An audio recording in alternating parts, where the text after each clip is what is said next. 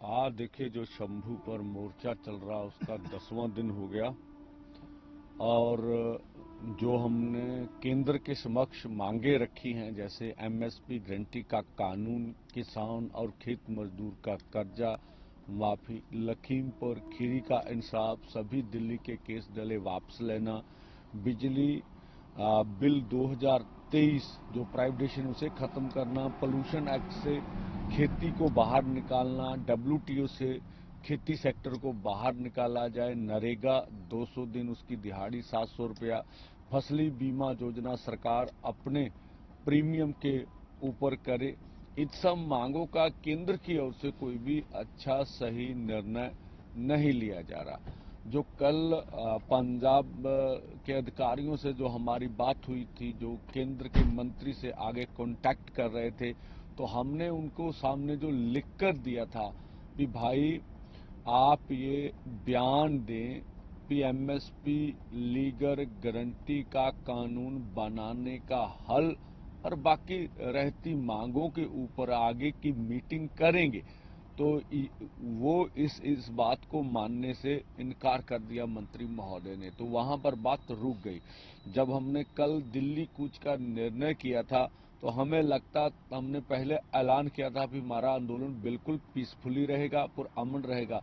तो हमने सभी युवाओं को, किसान मजदूर को रोकर और खुद लीडर्स ने उनको आगे बढ़ने का निर्णय लिया। अभी कोई ये ना कहे अकेले अकेले माओ के बेटे हैं, इन्होंने बच्चों को आगे कर दिया।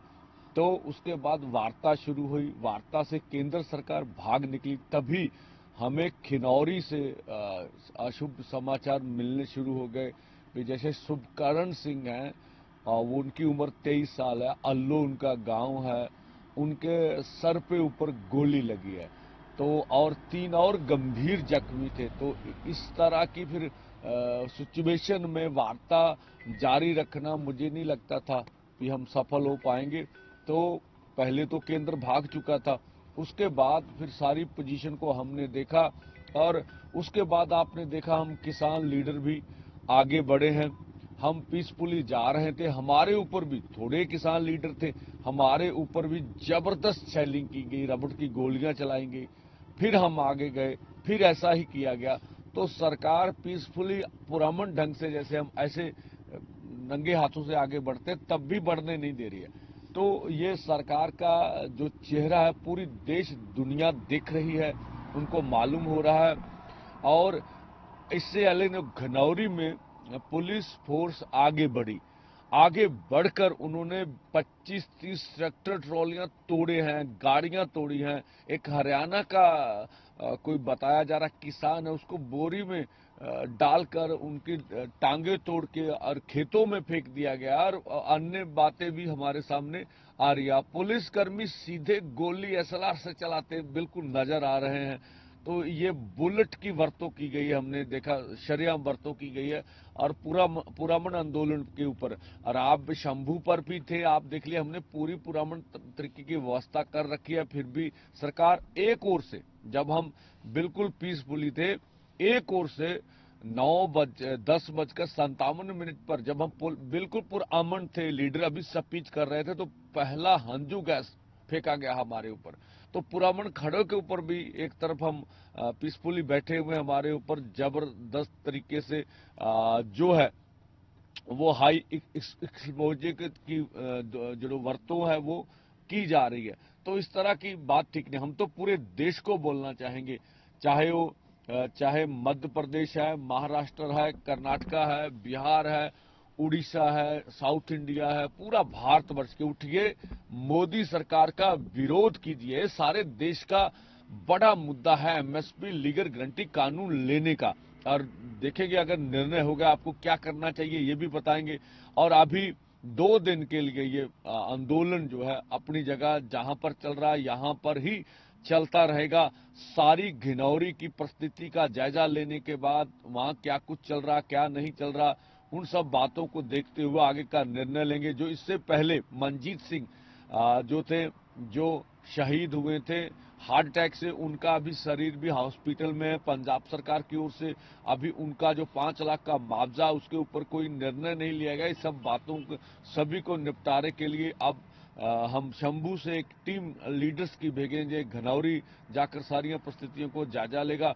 और जो मैंने कहा था कि जो भी विरोधी दल है, अभी पंजाब में 13 एमपीज हैं, राज्यसभा के मेंबर, उनका किसी का बयान अभी नहीं दिख रहा कि अगर मोदी सरकार पार्लियामेंट में एमएसपी लीगल गारंटी कानून के लिए एक दिन का सत्र लाती है तो हम वोट किसान एमएसपी के पक्ष में डालेंगे। और देश की सभी विरोधी दलों ने भी अभी तक स्पष्ट नहीं किया है कि वो क्या कहते हैं। एक दिवसीय अगर सत्र आता है तो क्या उन सब का निर्णय, चाहे कांग्रेस हो चाहे अन्य पार्टियों हो, उनका निर्णय क्या रहेगा। तो हम कहते हैं विरोधी दलों को यह स्थिति स्पष्ट कर देनी चाहिए। जैसे आप कल आगे बढ़े तो पीछे माहौल खराब, माहौल ऐसा क्रिएट किया, विरोध किया, वोट डालने की कोशिश की, उस पर आप क्या करेंगे? हाँ, देखिए, हमने पहले भी बोला था, हमारे आंदोलन में एजेंसियों की सरकार द्वारा सुनियोजित तरीके से जिस तरह के लोग भेजे जा रहे हैं, जिस तरह से कल उन्होंने मीडिया की तारे वैन की भी काट कूट दी, तो ये मतलब आंदोलन को बदनाम करने के लिए सरकार हर तरह का प्रयास करने का यत्न करी है। हम सब देश के किसान मजदूर थे, शंभू बॉर्डर पे सभी लोगों से अनुरोध करेंगे, ये आंदोलन इतना बड़ा हो गया, इसको संभालने की जो भी सरकार की एजेंसियों द्वारा भेजे जा रहे लोग हैं, उनको पहचानने की बहुत जरूरी है। और ये जो कुछ हुआ ये आगे से ना हो, इसके लिए आज हम बिल्कुल इसका प्रबंध करेंगे। एक सरवन जी, एक देखा गया है कि जो उनका ड्रोन आता है, कल के गया टीयर गैस का, उस पर आपका कहना पंजाब का अगर रुख किस तरफ है? हाँ, देखिए, कल जो कौमांतरी पद्धर जो इंटरनेशनल समझौते हैं, वहाँ कभी भी मेडिकल कैंप्स के ऊपर और या मीडिया के ऊपर अटैक नहीं किया जाता। तो कल हमने देखा खनौरी खालसा एड का जो कैंप था मेडिकल का, उसके ऊपर भी हमला हुआ। जो हमारे लाइफ केयर इधर प्रोजेक्ट के जो हमारे यहाँ हॉस्पिटल्स के जो डॉक्टर थे, वो बोल रहे थे मैं स्टिचेस कर रहा था, तो मेरे ऊपर उस समय बम फेंका गया। तो यहाँ शंभू पर भी हुआ, मीडिया पर भी जब पीसफुली खड़े होते हैं तो मीडिया के ऊपर ड्रोन आता है और आप सारथी हैं, और वो दुर्वर्तकों करता, हमारे लोगों को भड़काता, स्टेट खुद हम पे हमला करता और हमें प्रमोक करता है कि आगे बढ़िए। हम पीसफुली पोजीशन में होते हैं, भी आगे बढ़ना है तो पीसफुली ढंग से बढ़ना। तो ये निंदनीय कार्रवाई है। भारत सरकार जिस तरह से अर्धसैनिक फोर्सों का इस्तेमाल देश के किसान मजदूर के ऊपर कर रही है, ये पूरा देश रहा, इस बात का जवाब आने वाले समय में देना पड़ेगा। सरकार के आगे आप क्या सुझाव या प्रस्ताव रखते हैं? अभी भी मीटिंग के लिए कहेंगे या क्या कहना चाहते हैं? देखिए, सरकार के लिए दरवाजे खुले, हमने कहा है। हमने स्वयं आज भी प्रधानमंत्री जी से अपील करना चाहे वो स्वयं दखलंदाजी दें। एमएसपी लीगल गारंटी कानून बनाने के ऊपर और अन्य मांगों के ऊपर वार्ता जारी होनी चाहिए। उनके बयान स्वयं अगर प्रधानमंत्री जी ऐसा बयान दे, हम एमएसपी लीगल गारंटी कानून बनाने के लिए तैयार है, तो गतिरोध खत्म हो सकता है, इस मोर्चे का सुखद हल हो सकता है। तो जैसे रात को भी कुछ एजिटेशन कर, रात को भी कुछ शरारती अंसर आए, तो आप अपने नौजवानों किसानों से क्या एक मैसेज देना चाहिए? हाँ, देखिए, शंभू पर परिस्थितियां बिल्कुल काबू हैं, कुछ एक दो घटना को छोड़कर, और हमारे जो लोग हैं किसान मजदूर हैं वो पूरी तरह नियंत्रण रखे हुए हैं। हम फिर बोल रहे हैं कि सरकार जो है इस तरह के लोगों को भेजती है कि हमारा आंदोलन बदनाम हो जाए, इस तरह के हम कुछ भी होने नहीं देंगे। जो खनौनी में हुआ है, शहीद हुआ है, उसको घर वालों की इंक्वायरी के लिए कहा गया। हाँ, देखिए, जैसे हमने आपको पहले वक्त घनौरी में जो पंजाब की टेरिटरी है उसमें घुसकर 200 मीटर अर्धसैनिक फोर्सों ने हमला किया, तो हम पंजाब सरकार को कहना चाहेंगे, इसका स्ट्रिक्ट नोटिस लेना चाहिए, इसके ऊपर लीगल कार्रवाई होनी चाहिए।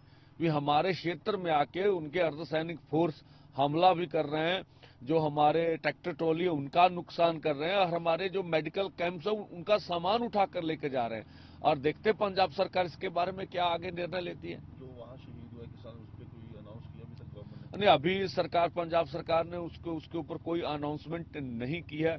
वहाँ हमारे लीडर्स जो काका कोटला जी हॉस्पिटल में ही है, शरीर हमारे पास में है।